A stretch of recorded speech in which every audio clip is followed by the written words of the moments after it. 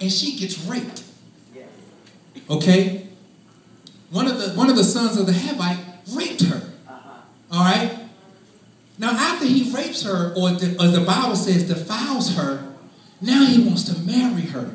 He's trying to make things right, and he actually fell in love with her. Okay? So now, her brothers, when they find out about this, they hot. Okay? Now, not only has he defiled her, to try to make it right, he said, I want to marry her. Her brothers, and Jacob says, we cannot have y'all Hivites defile all of us. So this is what we'll do. You all the Hivites, y'all need to be circumcised. And then you all can marry our daughters, and our daughters can marry your husband, and we can become one and join together. Okay? So the Hivites, now they all get circumcised. Okay? Now, if you circumcise as a grown man, it's past hurting. Ouch ain't the word. Ouch just ain't the word. So the Bible says that for 3 days that they were sore, okay? Levi and Simon, I told you everybody was pissed, but Levi said, I'm going to do something about this. I'm going to work this out.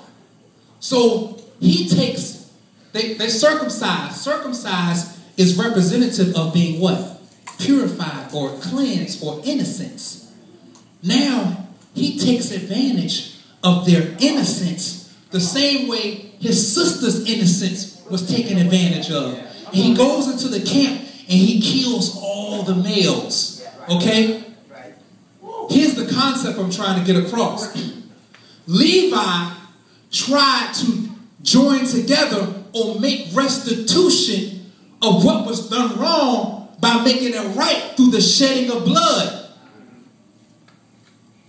He tried, he meant well, but the way it turned out was murderous. He willed to do good, but how to perform that, he didn't find out. But he meant well. So he tried to make restitution for wrong by shedding blood. That's who Levi is. That's where we get the Levitical tribe from, who are priests, who tried to make well for your wrong, for the Israelites' wrong, through the shedding of blood. It was in their nature because of Levi. So he's trying to make right. He's trying to join together or make complete for what was wrong, that void in him. So now we see how this was passed on to Leah. It was passed on to Levi. And now we come to the story of Moses. Well, you all know Moses was a Hebrew, yet he was an Egyptian. He was born as a Hebrew. He was raised as an Egyptian. You already got an identity crisis right there. So one day he's going out amongst the land, and he sees this Egyptian smiting this Hebrew. And all of a sudden, something rises up in him. That same injustice that his grandfather saw, that makes me want to correct the situation. He goes and he murders the Egyptian. Kills the Egyptian to try to make restitution for the wrong that was being done. Because of that, he flees the land. So now this is where we have Moses. 40 years in the wilderness. So Moses, herding sheep, passes by the mountain of God and comes to a bush. From the outside of the bush, it looks as if the bush is burning. It says that an angel appeared in the flame of fire. When Moses got up on the bush, he realized that the bush wasn't consumed. The flame of fire, what is a flame of fire? A flame of fire, if I light a flame, it gives what? Light. It says it appeared in a flame of fire. So it's not burning yet. When he saw it from afar, it appeared as a flame of fire. So in that, what it was really saying, the revelation of that is, Moses saw a light. Something was revealed to him. He thought the bush was burning, but when he got up on it, it wasn't burning. Moses says to himself, maybe everything that's been going on in my life isn't what it really is. Maybe it's something else. Now Moses, something is being revealed unto Moses. Everything, all those impossible situations in my life, maybe it was happening for a reason. Maybe he's searching his genealogy. He's going through a self-discovery process. My grandfather names me in adjoining, trying to make something right. And my grandfather delivered my sister from her situation. And then I delivered a Hebrew from an Egyptian. Maybe I'm a deliverer. Maybe. Just maybe. Maybe I'm a deliverer. Maybe that murders, those ingredients, maybe they really meant for something to be used for. So here's now Moses talking to God. And God says, I am that I am. So now Moses gets his purpose. He gets this. He comes to this revelation that I'm to deliver the children of Israel out of Egypt. Just like you all. You get it now. I realize it, God. You keep showing me this vision of I'm supposed to be wealthy. I'm supposed to be prosperous. I get it. But how? Yeah. But how? I am that I am. I am of my identity that the I am of where I'm supposed to be. What's blocking the I am of your identity from the I am of where you're supposed to be? Come on. That.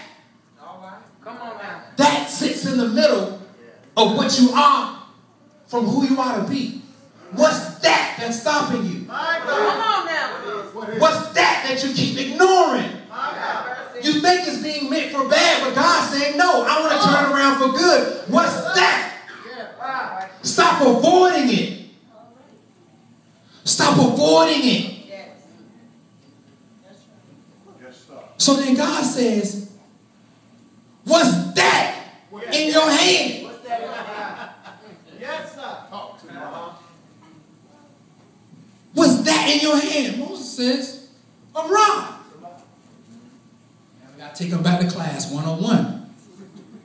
Everything that I've showed you so far, from the bush to your shoes, was all a revelation.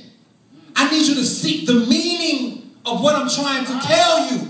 I told you at the beginning of this message, just because it sounds the same, it has two separate what? Meanings. Look at the meaning of what I'm trying to tell you. What's that in your hand? Moses says, a rod. Then Moses looks and he says, what is a rod? What is a rod? All a rod is a stick. A stick comes off of a what? A tree. A tree is symbolic of a what? Family tree. Rod means branch off. A branch off from a family tree is a tribe.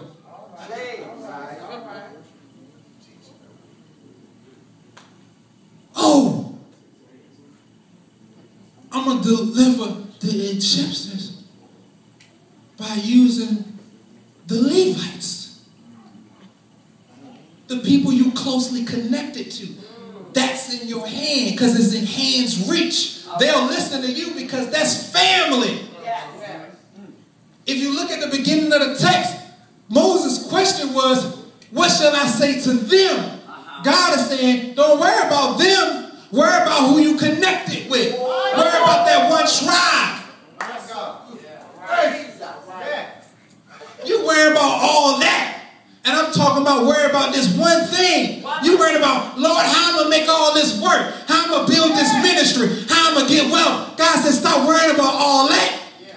Focus the capability that you are capable of. Because that's what I'm going to use. That's what I'm going to use. Yes, sir. That is. So Moses now gets the revelation. God is talking in symbolism. Well, what did he deliver the Israelites out of Egypt from? Signs and wonders. God is talking to Moses in symbolism.